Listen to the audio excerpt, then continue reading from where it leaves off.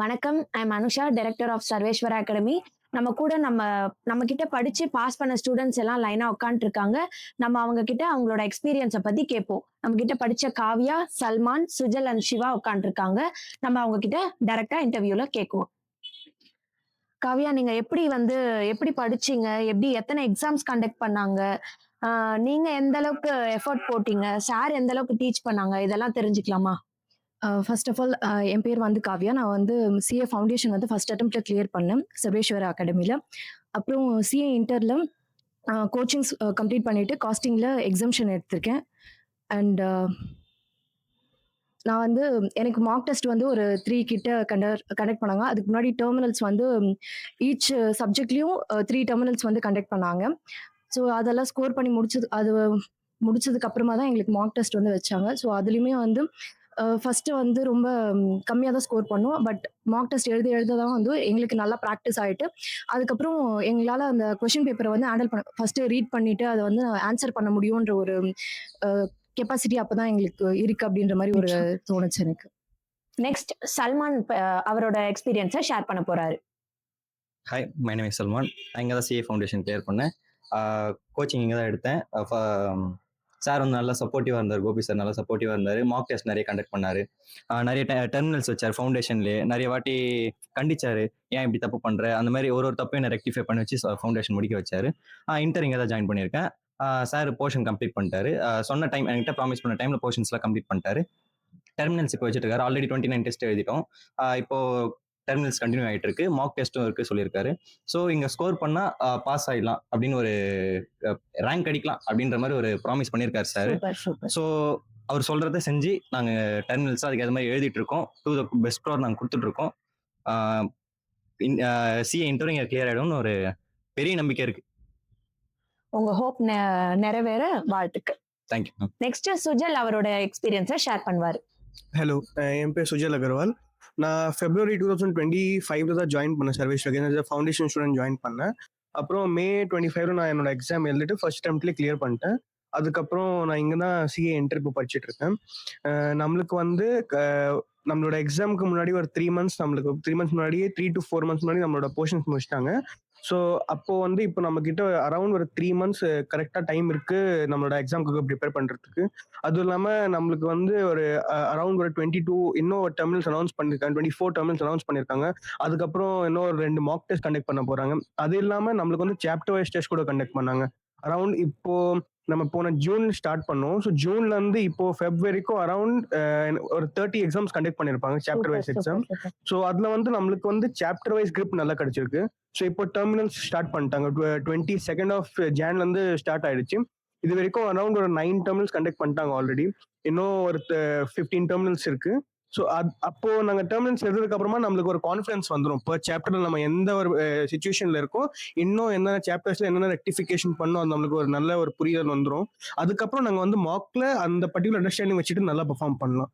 So இந்த டெர்மினல்ஸும் இந்த மார்க்ஸ்லும் நான் வந்து நல்ல மார்க்ஸ் ஸ்கோர் பண்ணிட்டேன்னா எனக்கு ஒரு நல்ல கான்ஃபிடன்ஸ் வந்துடும். நான் வந்து coming May 26 C entry exam clear பண்ணிடுவேன்னு சொல்லிட்டு. Super congratulations. நெக்ஸ்ட் சிவராஜ் அவரோட எக்ஸ்பீரியன்ஸை ஷேர் பண்ணுவாரு.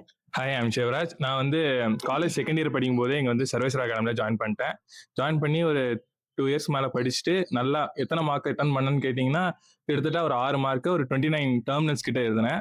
அப்புறம் நானே கொஸ்டின் பேப்பர் செட் பண்ணி என்னாலே அது எழுத முடியுதான்னு வேற நான் செக் பண்ணி பார்த்தேன். அப்படி செக் பண்ணி பார்த்ததுல தான் என்னால் காஸ்டிங்கில் வந்து ஒரு 57 எடுக்க முடிஞ்சு, ஆடிட்டிங்கில் ஒரு 54 எடுக்க முடிஞ்சு. ஆடிட்டிங்கில் வந்து அந்த பர்டிகுலர் சாப்டர்ஸ்க்கு வந்து சில ஷார்ட்கட்ஸ் சொல்லி கொடுத்தாங்க. இந்த மாதிரி ஃபார்முலாஸ் இந்த மாதிரி ஞாபகம் வச்சுங்க, உங்களுக்கு யூஸ்ஃபுல்லாக இருக்கும் அப்படின்னு சொல்லி அந்த மாதிரி நிறைய வாட்டி ப்ராக்டிஸ் பண்ணி நிறையா போட்டு பார்த்தனால காஸ்டிங்கில் இந்த மாதிரி மார்க் வந்துச்சு.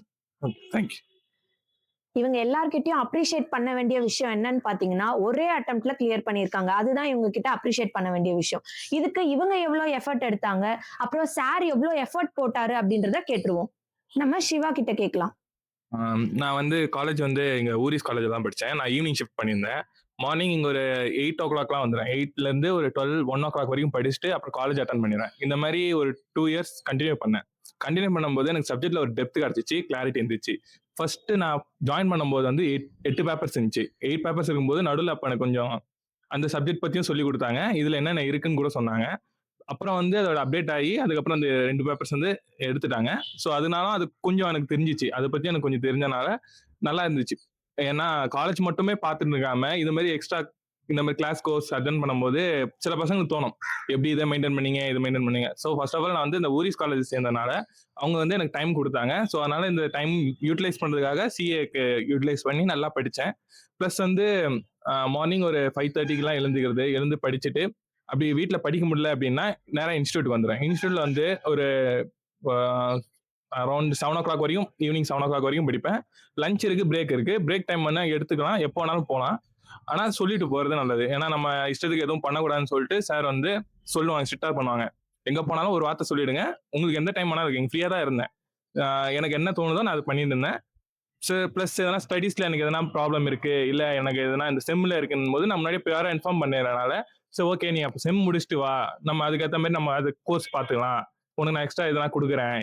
மார்க் எழுது அப்படின்னு சொல்லி அவங்க ஃபர்ஸ்ட் எனக்கு ஊக்கப்படுத்துனாங்க. மத்த பசங்கலாம் மார்க் எழுதுறதுக்கே கஷ்டப்படுவாங்க. எழுதுமா சார் நான் இப்பதான் படிக்கிறேன். நீ எழுத அப்புறமா எழுதிக்கிறேன் அப்படின்னு சொன்னாலும், இல்ல நீ எழுது. நீ எழுதினா தான் உனக்கு எந்த சப்ஜெக்ட்ல நீ எப்படி இருக்க, எந்த அளவுக்கு டெப்த் இருக்கும்னு உனக்கு புரியும். நீ நல்லா படிக்கிறியா இல்லையான்னு உனக்கு தான் அப்ப தெரியும் அப்படின்னு சொல்லி அவங்க ஊக்கப்படுத்துனனால தான் ஒரு 8லேருந்து ஒரு 10 மார்க் கிட்ட எழுதினேன். ஒரு ஃபர்ஸ்ட் சொல்லியிருப்பேன் 6 மார்க்ன்ட்டு. அப்போ வந்து அஃபிஷியலா இருந்தது. சரி ஒரு 2 மார்க் வந்து சும்மா என்னோட கிளாரிட்டி எப்படி இருக்கு, நான் என்ன அளவுக்கு படிச்சிருக்கேன், அந்த 2 வருஷம் நல்லா யூட்டிலைஸ் பண்ணியிருக்கலாம் இல்லையான்னு சொல்றதுக்காக அந்த 8 மார்க் அந்த 2 மார்க் அப்படியே விட்டுட்டேன். அதுக்கப்புறம் நிறைய டெர்மினல்ஸ் எழுதினேன், நிறைய படிச்சேன். எக்ஸாம் டைம்க்கு முன்னாடியே வந்து சார் நல்லா சப்போர்ட் பண்ணி, படிங்க, ஃபுல்லா படிங்க, முடிஞ்ச அளவுக்கு உங்களோட ஹார்ட் ஒர்க் போடுங்கன்னு சொல்லி, அப்பப்போ வந்து எங்கள கொஞ்சம் சேர் அப் பண்றது, இல்ல எதனா தப்பு பண்ணோம்னா, இது இப்படி பண்ணாதீங்க, கொஞ்சம் நல்லா படிங்க அப்படின்னு சொல்லி, நல்லா மோட்டிவேஷனாவும் பேசி எங்களுக்கு இதுதான் பண்ணியிருக்காங்க. ஓகே. சுஜல் நீங்க ஷேர் பண்ணிக்கோ. நான் ஸ்டார்டிங்ல வரும்போது ரொம்ப கான்ஃபிடன்ஸ் ரொம்ப அதிகமா இல்ல. ஏன்னா, மேபி என்னால கிளியர் பண்ண முடியுமா? இல்லையா?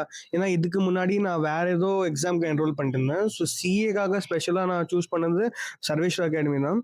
ஸோ வந்துட்டு அப்பவே சார் சொன்னாங்க, "இல்ல, இல்ல நாங்க வந்து நல்லா ஃபோக்கஸ் பண்ணிட்டு படிச்சா, நாங்க வந்து ஃபர்ஸ்ட் அட்டெம்ப்ட்லயே பாஸ் பண்ண முடியும்னு" சொல்லிட்டு. அதுவும் இல்லாம ரொம்ப ஷார்ட் ஸ்பேனா இருந்துச்சு. ஏன்னா, நான் ஃபெப்ல ஜாயின் ஆமா, பண்ணேன். நான் கேள்விப்பட்டேன். நீங்க 45 டேஸ்ல வந்து எக்ஸாம் அப்பியர் ஆயிருக்கீங்க ஆமா. அப்படின்ற என்னோட மாரி. கோச்சிங் வந்து சோ உங்களுக்கு 45 டேஸ்ல. கோச்சிங்குமே 45 டேஸ்ல முடிஞ்சு, நீங்களுமே அட் அ டைம்ல பிரிப்பேர் ஆயிருக்கீங்க. ஆமா. அது எப்படி?